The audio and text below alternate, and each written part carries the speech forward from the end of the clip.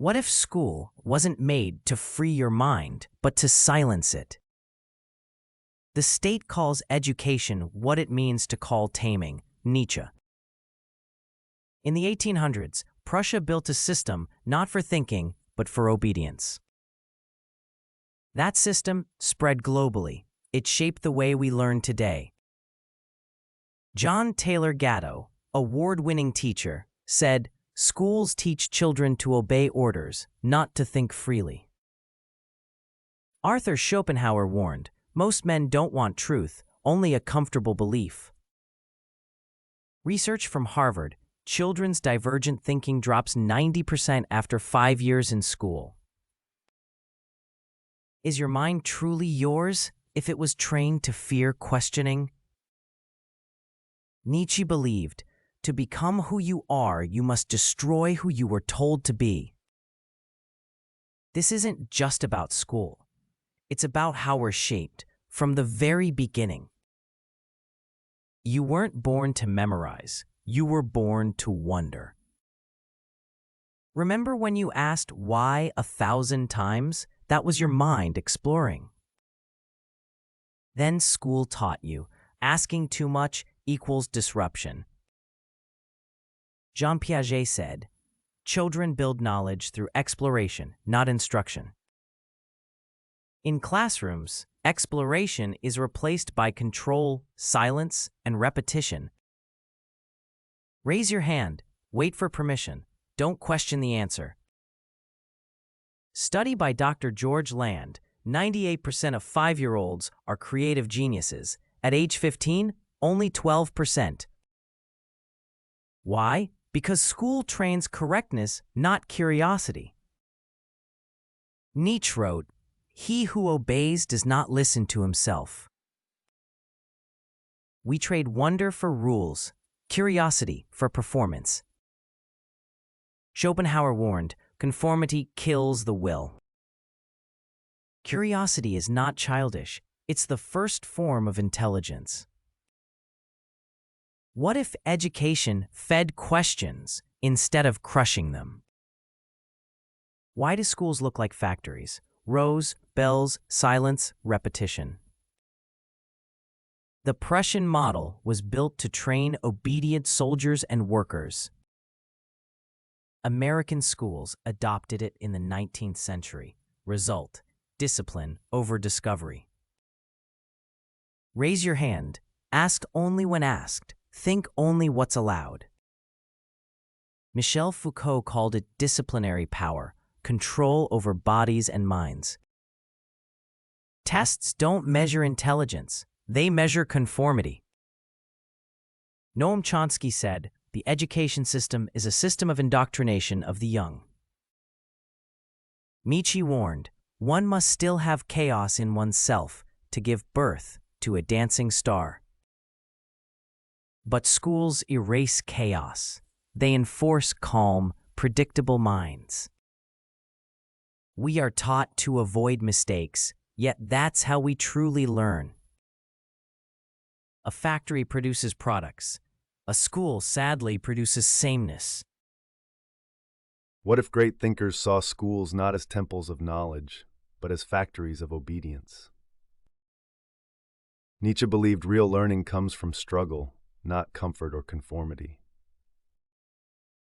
The surest way to corrupt youth is to instruct them to hold in higher esteem those who think alike. Nietzsche. Schopenhauer argued, "Society resists truth because truth is uncomfortable." He wrote, "Most people take the limits of their vision for the limits of the world." Nietzsche warned about herd mentality. It destroys individuality and creativity. In schools, morality becomes obedience. Thinking differently becomes dangerous. Schopenhauer saw education as fear-based conditioning, not the path to wisdom. True learning, Nietzsche said, happens when you challenge, not follow authority. To learn to see, to accustom the eye to calm, to patience, to letting things come to it. Nietzsche. Modern education teaches what to think, not how to think. These philosophers didn't just criticize education, They called us to remake it entirely. What happens when everyone thinks the same? Progress halts, creativity fades, obedience wins. Harvard study, school reduces divergent thinking. Fewer original ideas, more fear of being wrong. We're educating people out of their creative capacities. In standardized systems, children learn there's only one right answer. That kills exploration. Society celebrates the safe, silences the original. Thinkers like Da Vinci, Tesla, or Galileo defied norms. They wouldn't survive today's classrooms. The system doesn't reward thinkers. It rewards followers. Schopenhauer warned, conformity breeds mediocrity, not greatness. Nietzsche believed sameness suffocates the will to power, the drive to be unique. A student afraid to fail becomes an adult afraid to live fully. Conformity makes minds safe, but not strong. A society without dissent stops evolving, it just repeats. Creativity isn't extra, it's essential. It's how we solve, adapt, imagine, and evolve. Creativity is as important as literacy, and we should treat it with the same status. In most schools, mistakes are punished, but creativity depends on permission to fail. Creativity isn't about drawing, it's about thinking differently. Study 98% of 5-year-olds test as creative geniuses. By age 15, only 12%. Why the drop? School rewards correct answers, not original thought. Imagine being told you're free, while every move you make is watched, timed, and judged silently. That's not a prison, that's school. Welcome to the illusion of freedom we call education. From day one, you're trained to sit still, follow rules, and obey without question. Philosopher Schopenhauer said, "Real knowledge does not arise from mere repetition." Yet school repeats everything. Learning becomes memorization. Memorization becomes obedience. Obedience becomes normal. The marshmallow experiment taught kids to wait quietly for a reward, not to explore or challenge. Schools adopted that model. Sit, wait, be good, be rewarded. Creativity became a problem, not a gift. At age 5, kids ask hundreds of questions. By age 12, almost none. What happened? We didn't grow out of curiosity. It was slowly erased by the system we trusted to grow us. In Finland, students are encouraged to question, and they still perform better than in rigid systems. Ivan Illich once said, "School is the advertising agency for the society you're forced to accept." Schools teach roles: when to talk, when to move, who's in charge, who stays silent. It's not education, it's a factory, not freedom, a formula. Ask yourself honestly, when did you stop asking why? Who taught you to stop? What is the true cost of compliance in education?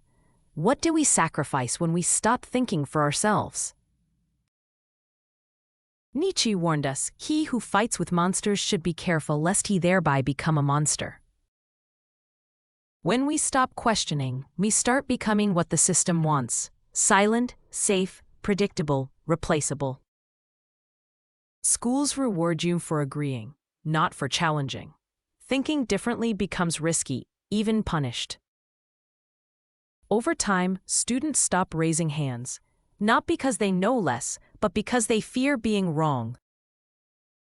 This fear stays with us, into adulthood, into jobs, into relationships.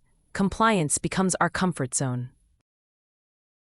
Nietzsche believed that true strength comes from struggle, not from fitting in or staying safe. When you follow too long, you forget how to lead, you stop hearing your own voice. Studies show that conformist education reduces creative problem-solving in adulthood by over 60%. Creativity isn't lost, it's unpracticed, buried beneath years of being told what's correct. Philosopher Jiddu Krishnamurti said, "It is no measure of health to be well adjusted to a sick society." A system that discourages doubt is a system afraid of change, and that's dangerous. Real progress doesn't come from rule followers. It comes from rule breakers, risk takers, question askers. So what did school really teach you? How to learn or how to obey? If we want to reclaim curiosity, we must first unlearn the comfort of compliance.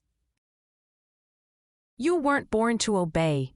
You were born to wonder, question, explore, create, and think beyond the system. School may have shaped your past, but curiosity can reclaim your future. Start asking why again. Because freedom doesn't start with permission. It starts with a question.